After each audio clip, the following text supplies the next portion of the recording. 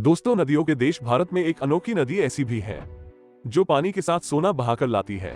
कई दशकों से लोग इस नदी से सोना निकालकर मुनाफा कमाते रहे हैं। आज भी इस नदी की तलहटी में लोग सोना खोजने पहुंच जाते हैं। ये नदी कहाँ है, इसमें सोना कहाँ से आता है और कैसे इससे सोना निकलता है, चलिए आज हम आपको बताते हैं। झारखंड के छोटा नागपुर क्षेत्र में बहती स्वर्णरेखा नदी सबसे अनोखी नदी है और इस नदी में लोग मछली पकड़ने से ज्यादा सोना लेने आते हैं।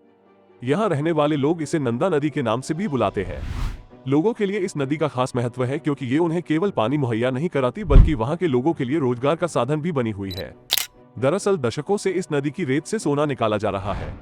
स्थानीय लोग रोज सुबह इस नदी में उतरते हैं और रेत छानकर इससे सोना इकट्ठा करते हैं और इससे पैसे कमाते हैं। ये काम कई घरों के लिए रोजगार का साधन है।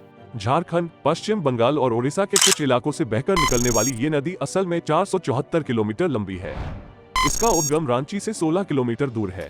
नदी से लगे कुछ खास इलाके हैं जहां सोना निकालने का काम किया जाता है।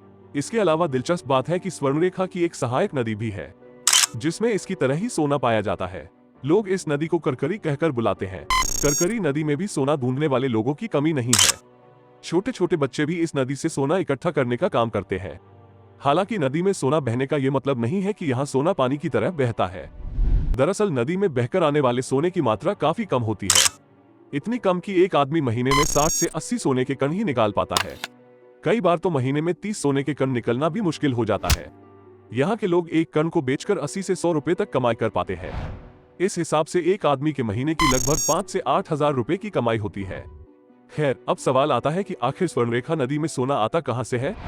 भारत में कई नदियां ऐसी हैं जो काफी बड़ी और चौड़ी है, जिनमें खनिज धातुएं और बहुत से प्राकृतिक संसाधन भी स्वर्णरेखा नदी की तुलना में बहुत ज्यादा मौजूद है। लेकिन किसी भी नदी में आज तक सोने की धातु मिलने की बात नहीं सुनी, तो फिर इस नदी में ऐसा क्या खास है, आखिर इसके पानी में सोना कैसे मिलता है। जियोलॉजिस्ट की माने तो ये सारा खेल लैंडस्केप का है। नदी से सोना मिलने का सीधा संबंध उसकी जियोग्राफी से जुड़ा है। दरअसल ये नदी अपनी जर्नी में ऐसी कई चट्टानों से गुजरती है जिनमें सोने के कण मौजूद होते हैं। ऐसे में जब नदी चट्टानों से टकराती है तो फ्रिक्शन के चलते सोने के टुकड़े पानी में मिल जाते हैं और नदी में बहकर दूसरे इलाकों में पहुंच जाते हैं। इस बात के गवाह यहाँ के स्थानीय लोग हैं, जो बताते हैं कि नदी के आसपास की चट्टानों और पत्थरों में मोरंग मिट्टी पाई जाती है।